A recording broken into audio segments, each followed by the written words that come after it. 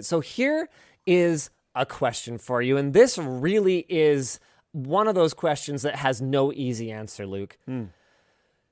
If that PlayStation 5 is going to sell for $700, let's say, because the disk drive version is $500 plus $200 for this Best Buy membership. If it's going to sell for $700, who should get that money? So let's assume we live in a world where there's nothing we can do to keep it out of the hands of scalpers, and effectively you are not going to be able to get it for MSRP. Who should get that money? Should it be Sony? Should it be the retailer? Should it be a scalper? I think you saw that argument coming. And I do want to talk about that. I did see that argument coming. We can talk Headed it off at the pass. We can talk about it afterwards. I don't know. I don't like answering this, I guess, because I don't think Best Buy should do it, because then when does that get pulled back? Well, it gets pulled back when Best Buy feels like it, under natural competitive pressure from EB Games or from Amazon or whoever else. Like, pricing, the one thing capitalism does pretty well is it drives down pricing when you have legitimate competing entities. And but in the retail space, they could keep this type of system around forever in a way, because they don't say what products. Honestly, again, on their website, they literally don't mention exclusive products at all. I think this system is here to stay. And I think it's going to be very relevant around like console launches. But we're not talking about the system, though. We're talking about if they just increased the price to what the market will bear, which clearly $700. I mean, these things they're going to sell out instantly. I think they'd sell for more than that. So if they just increased the price, if someone has to do it, should Sony take the additional money? Should the retailer take the additional money? Or should a scalper take the additional money? I don't think it should be the retailer.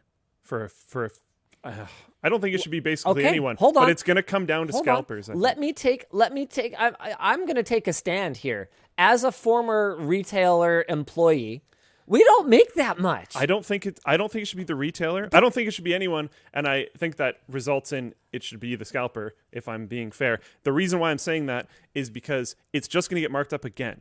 The market will bear. Well, then why shouldn't the retailer increase the price again? So the retailer's going to sell like, I could honestly see like $1,200 PlayStations.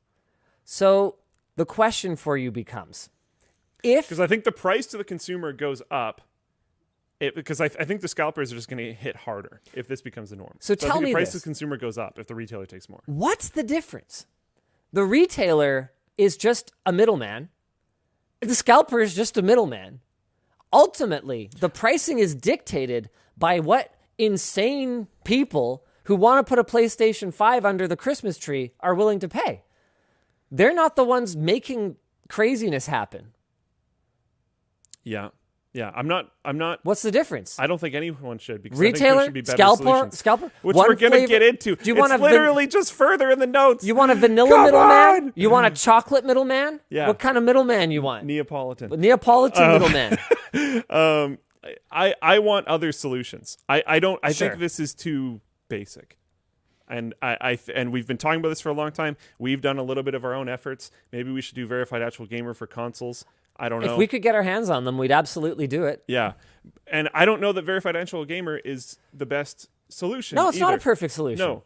But It's I think not. there are better solutions. Well, okay, what? I mean, verified actual gamer program was the best thing I could come up with, legitimately. I think it's the best thing that we could have done.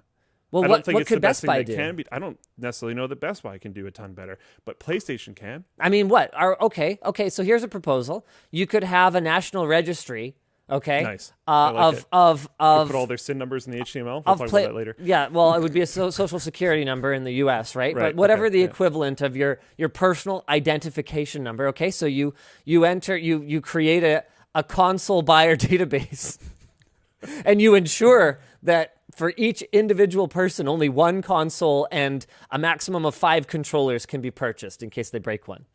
That's it. That's the rules. That's all you're allowed to have. I think having some type of registration process for buying a console is fine. I don't think you have to use a social security number. I think there's other ways to do it. But then there's going to be a way around it. I mean, Okay. There's no right way to do a registry then, because either it's going to be something that can be easily fooled like Well, that. I mean, your two examples have nothing to do with how this would work. But there is ways around it. Or it's going to be overreach. I mean, we can't have retailers, having databases of citizens. That's madness. I mean, you sort of do in a way. I know. It's a thing. But that doesn't mean we should enable it more. It's pretty much make the it same worse. amount, right? Because if PlayStation retracts and goes like, no, all the retailers are doing a horrible job. We're going to track this from now on. We're going to manage this from now on. They could do it. You mean Sony? Who did I say? PlayStation. But Sony. So if Sony decides to create their own registry, well, then you've got all kinds of other complicated issues because you've got effectively a foreign entity that is collecting information on American or Canadian or European citizens. I think they are regardless, though, because if you have a PSN account, you have to put in all your information. That's true, but to buy a PlayStation, you don't need to have a PSN account. Yeah, I think they're still getting information regardless. They could also work with retailers to have one pool that the other retailers don't get to see, but when you try to check out, it compares against. And you're going to have people abuse it anyway. I mean, one of the biggest problems for retailers is not their policies. My family's going to buy a PlayStation. Yeah. There's definitely ways around it. But I feel like some amount of effort would be better than clearly nothing. There's individual people that are getting hundreds of these. And the same thing's happening with graphics cards, right? Yeah. People are getting pallets of them. There is some amount of work that is actively being done, not by the scalpers, to funnel these things into scalpers' hands, because it's easier for these groups of people to do it. Because if they receive a pallet of graphics cards, you don't have to market it anymore. You don't have to deal with a bunch of customers anymore. You can make an agreement. No returns. You can make an agreement with these miners or scalpers or whoever that there's no returns. Reduce transaction fees. You can do all this kind of stuff by just selling the whole pallet as one thing, right? And you guys got to understand, particularly in computer retail, you're lucky to make 5 to 6 points on a sale. Yeah. So, okay, let's break that down, right? Because you've got to pay probably, I think NCIX, after some fixed amount, paid about a 1% commission on your sales. Okay, so maybe you're paying a salesperson commission. Even if you're not, you're paying them to stand there and sell it instead of selling something else. Yeah. So there's overhead there. You're going to be paying some overhead in transaction processing fees. So with credit cards, that can be as much as greater than 1%. Yeah. So you can be eating it there. You're taking up shelf space. You're paying actual rent to store these things. Yep. You're going to get some returns. It's pretty typical. Even Verified Actual Gamer got somewhere in the neighborhood of around 2% returns, or people just canceling orders, and then we're just kind of sitting there going, okay, we came up with a system because the way Verified Actual Gamer worked. We had this database of customers who wanted the cards. So the people who were the next ones through the gauntlet, we would just contact them and say, hey, you were the next one in the gauntlet. Someone ended up not wanting it. Here you go. But the point is that there's so much overhead that if you could have a single customer take that whole thing, pay by wire instead of credit card, you've got that money immediately. There's no worrying about chargeback, friendly fraud, anything like that. Make your agreement that they can't do any returns. So I understand why they do it, but it's really, really, and right, the bigger issue is there's no consequences. No. Outside of shaming that takes place on social media. Which they don't care about at all. Just to be very clear. Oh, yeah, retailers don't. The manufacturer is the one that ends up looking bad when some mining operation posts a picture of the 60 graphics cards that they just picked up, right? Or a lot more. Or a lot more than that. So there's really there's been pictures. There's no consequences. Somebody rolls up their garage and it's literally just full of PlayStation 5s. And if there's basically any genuine effort, and there isn't effort from either retailers or Sony or whatever to do the other side, if the only amount of effort coming from the people selling it that aren't scalpers is to stop scalpers, that kind of stuff wouldn't happen. Because no individual person should be able to get their hands on tens or hundreds of these things. And to be clear, when we say they shouldn't be able to, we don't mean legally they shouldn't be able to. There's a lot of people calling for laws against scalping. But going back to my earlier point, really sticky. What is the difference between a retailer and a scalper? And there's also how do you differentiate between like you buy something, you use it, you enjoy it, it's not a return because it's not broken, and now you want to sell it, which should be completely allowed. And how would you enforce that? Yeah, And you could say, okay. There's also stores that literally just function that way. Yeah. There's a lot of I used to work in produce, and one of the local sushi shops would walk in and like load up on groceries and then go effectively sell it by turning it into food. Like how do you?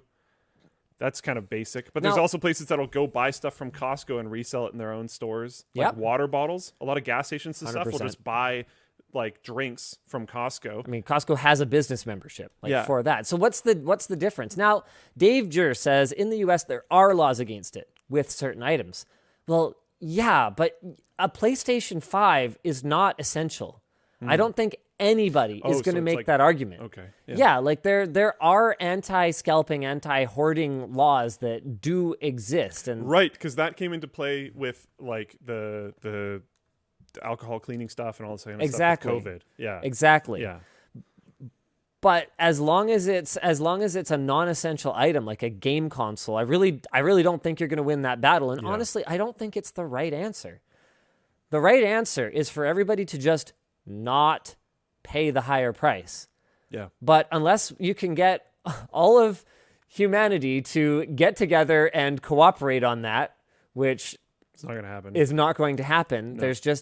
There really just is nothing that can be done about it. So back to my original point. You know what? I've kind of come around. Back to my original point. I say it might as well be the retailer. I think it's kind of moot.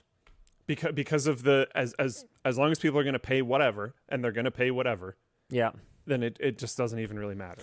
John Wick says other stores like EB Games require you to buy at least $100 of other stuff when you purchase your PS5 from them. I think that's more reasonable because... That's just Conrad, by the way. Conrad. Oh, yeah, well, Conrad, change your username. It's confusing. Yeah. Conrad's one of the float plane staff. Anyway, the point is that I think that's a lot more reasonable because I think that when you're buying a console, you're pretty likely to need like a game and a second controller or something like that. Like it's unfortunate that Best Buy is okay. Now I've come back around again. I've 180'd again. I wouldn't mind a more. Who was it who was doing that? Sorry, I lost your message, Conrad. EB Games apparently. I wouldn't mind something like that. Like, look, you got to purchase something else as well. But making you buy effectively the extended warranty is pretty crappy. So what they're doing isn't wrong. It's not illegal. It's just crappy. And if you don't like it, then you should stop shopping at Best Buy. Shop somewhere else. Yeah. Vote with your wallet. Yeah. I mean, Sony is apparently offering the opportunity to purchase a PlayStation 5 console directly. So they've set up a website for that. I mean, this makes a ton of sense to me. Again, I would rather see the manufacturer take the additional value. Yeah. I don't think you're paying for it. No, you're paying MSRP. Yeah. But that means that Sony is taking whatever margin there would have been for Best Buy. Okay. Yeah. Yeah, sorry. Yeah. Yeah.